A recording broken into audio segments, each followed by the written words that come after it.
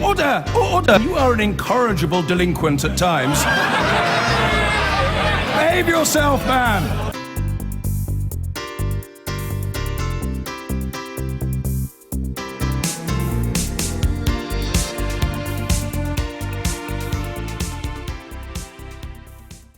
For today's Brexit tracker, we've turned our attention to another department that was created by Theresa May. It's the Department for Business, Energy and Industrial Strategy.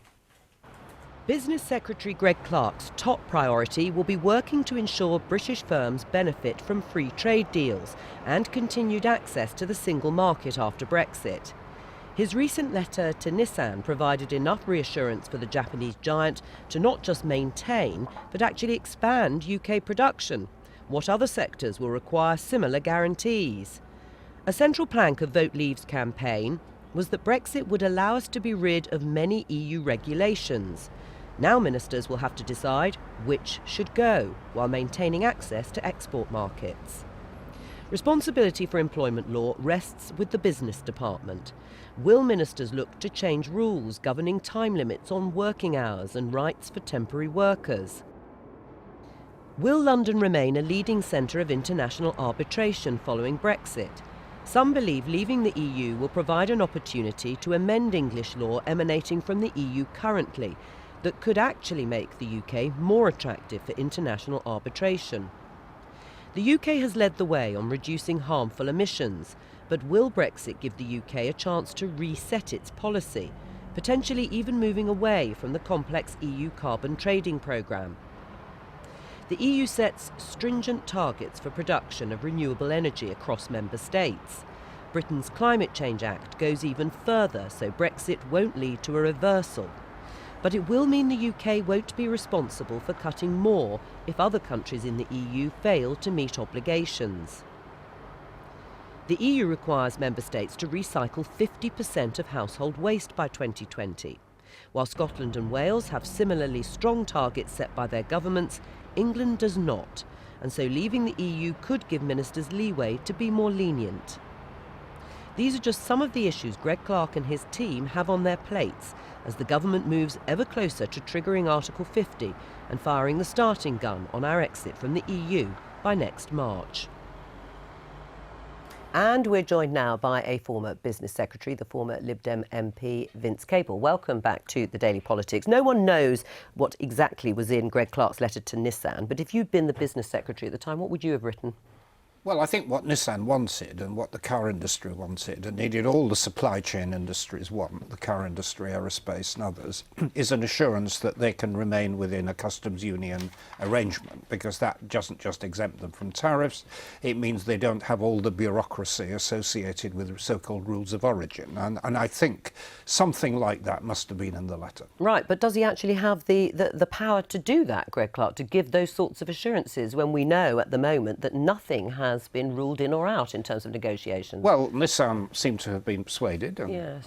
They're not stupid. They're very smart no, I'm business sure they're operators. Not. So I think with the argument that's going on in government, and even Dr. Fox, who is the kind of ultra amongst the Brexiteers, seems to have accepted that a customs union arrangement of some kind is necessary. And I think he's cited Turkey as a role model. Whether they can deliver that or whether it can be done on a sectoral basis or overall, we don't yet know. But that I would say that's pretty top of the list for the Greg Clark department. Right. Is that what you would have written, or would you have given more assurances? Well, that isn't the only thing. I mean, that's just one of many. I mean, quite a few of our key industries do depend on single market rules. I mean, not tariffs, but non-tariff issues. If you're talking about life sciences, pharmaceuticals, an absolutely key issue for them is a common testing standard, which now operates at a European level. And there are things like that throughout our industries which are absolutely critical to retain. Do you think it'll be the first of many letters written to industries in different sectors? Well, it looks increasingly as if the government is going down that road of a lot of piecemeal guarantees for particular industries. I was told they've got 95 sectors they're working on. I mean, it all begins to look very unmanageable, and we have no idea how the European Union will react to all this. But that's the way that they recognise that most of our key export industries do depend on European Union rules of some kind, and they want to keep them. Is that how you see it, Suella Fernandez, that actually what was written by Greg Clark and what will be needed to keep businesses from different sectors in the UK is some sort of guarantee and assurance that they will be in some sort of customs union, even though if we're in a customs union we won't be able to make the free trade deals that the government has talked about? I think that it's really great news and a real vote of confidence in the British economy that Nissan has committed to maintaining their plants in Sunderland. 150,000 jobs are going to be staying here, and it's going to increase. And other businesses have made real commitments to come to Britain, defying the negative predictors of But what was promised them then in order to make them do that? But I don't think that promises, I mean, I'm not party to those negotiations, none of us above are. my pay grade, but I think that, you know, it's really clear that Theresa May has said she wants Britain to be a leader in free trade, and we want a pro-market strategy. And it's clear that Greg Clark is very much in favour of making Britain competitive in terms of regulation, in terms of allowing more productivity, enabling more competition. And we're only going to be able to do that, really, because we've got an opportunity for Brexit by leaving the customs union and the single market. So I don't think that, you know, what Vince says is right. Right. Well, what do you say? Because the two are not compatible, No, are they're they? not compatible. And there is no way that companies like Nissan are going to commit themselves for staying in the UK and expanding their operation unless they're going to be exempted from all the bureaucracy around rules of origin. I mean, it's a simple... I mean, I dealt with the car industry for 5 years, and, you know, their thinking is absolutely clear. But you see, this whole idea that by leaving the European Union we'll have less regulation actually goes contrary to, I think, the way the arguments are now going. I think the one thing that Britain will get out of leaving, and it's a positive thing actually, is freedom, for example, to interrupt corporate takeovers and apply tougher rules in the public interest. Something Theresa May wants to do, the Daily Mail's very keen to do it, we very much need it for our science-based industry, but this is actually more national control rather than less European regulation. Well, let's look at red tape, because you also say you want to be free from some of the EU regulation. 6 months on, you probably have a list of regulations that you would like to see binned. Which are they? Well, I mean, one aspect are the import tariffs, not quite regulation, but there are 12,000 import tariffs costing about £3 billion a year. That price gets taken on by the consumer. Which are these? And I think what's really good, well, import tariffs, products coming into the customs union from outside the EU, which are slapped, you know, ketchup, tennis balls. Let's talk about sort of regulations, because the Leave campaign often talked about the sort of yards of EU regulation they want to get rid of. Which regulations would you like to get rid of first? Well, for example, I'm very glad that the Ports Directive, for example, will not be going ahead. And that's one example of a really unhelpful, ill-thought-out form of directive which would have damaged our ports, which was the trade unions were against, which would have been very anti-competitive. That's one example. The REACH Chemicals Directive, again, something which would have really burdened a lot of our manufacturing and biochemical And what about employment laws? Well, the REACH Directive is already there. It's already been implemented. Yeah, well, that is a very damaging. That's a damaging regulation, damaging some bits directive. of it were damaging, and placing some bits huge of it the costs industry didn't like. on But that sector they've done in this it. country. I mean, are you wanting to unwind all those agreements? But Suella, of course, is saying that there will be some that they may be here, but they're going to be binned, they're going to be dumped. And it's always interesting to see which regulations are actually going to be dumped. Yes, but they are common standards for the chemical industry. And if you get rid of the common standards, how do British chemical companies trade within Europe? That's the question you're left with. And so how would you replace it, or what would you put in its place? Well, the point is that we will have now the chance to decide what those rules and regulations will be, as opposed to them being imposed upon us by the EU. And that's what's important. We'll be able, our Parliament, our experts, our decision makers, our people and our businesses will have the say. Well, and this not the EU. We negotiated them. I was actually involved in negotiating them. We reached a common position. That's how the European Union functions. Do you agree with Suella, though, that this is a chance, even if actually some regulations are junked, others come in their place, but at least the UK will have decided the regulations that do come in their place, that we will, to use that phrase, have taken back control?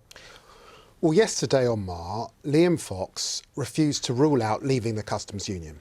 Suella is clear that we have to leave the customs union. If we leave the customs union, I suspect that Nissan and a whole load of other manufacturers are also out the door because they will be subject to tariffs. But how would you do free trade deals if we're not outside the customs union? I am not in the government.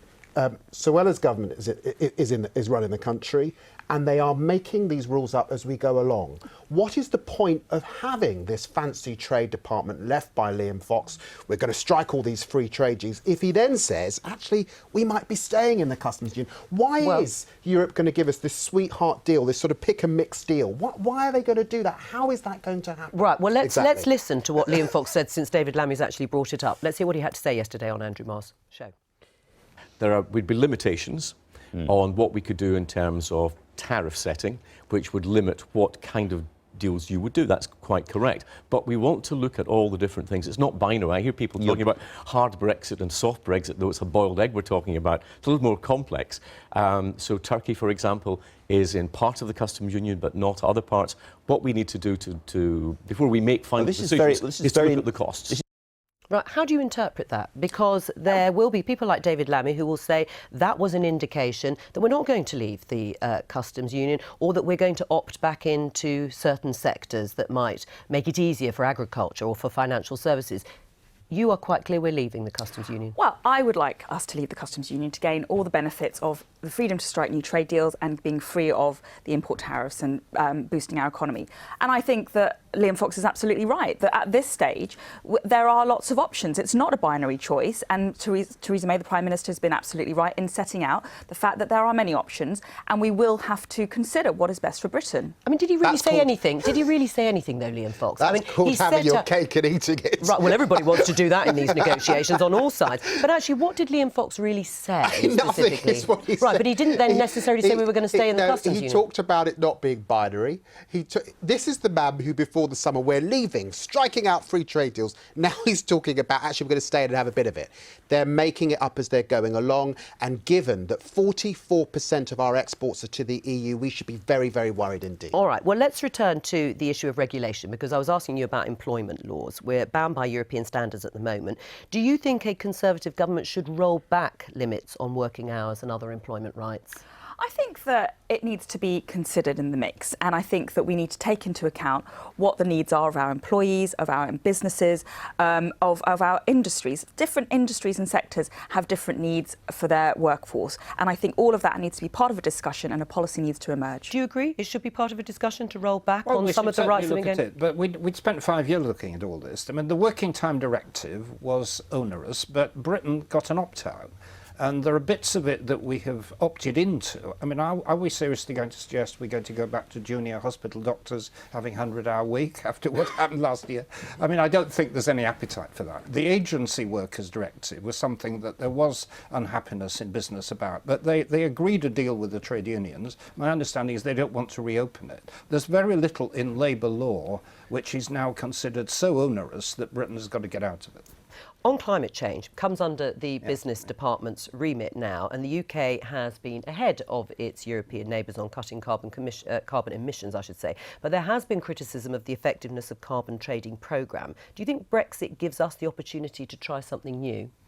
Well, Britain has been trying something new. We led the way with the Climate Change Act, and the biggest cost on British business is actually the carbon price floor that was introduced by the UK. It was not a European measure. I mean, the problem with the permit trading scheme in Europe is that it doesn't add anything. It's so generous. Well, it doesn't work, so say lots of businesses. It doesn't contribute to anything very much. So it would give an for that opportunity then for the UK to do something. The one big thing the government could change, and it would be a very retrograde move, would be to get rid of the regulation governing coal-powered fire stations. And if the government wanted to undo 30 years of work and bring back coal instead of gas, well, that's one of the freedoms they could gain. But I doubt that they would want to do it. Most of the climate change measures that really bite are already British. Right. Before we let you go at the end of the year, any plans in the new year to think about a return to politics? Well, I'm working with my party already. I sort of helped in the by-election. I come and appear. I may well get involved as best I can. Standing? No, I'm already the candidate in Twickenham. So if there's an early election, you may well see me back as an MP with David. All right, Vince Cable, thank you very much. I've been getting away with it all.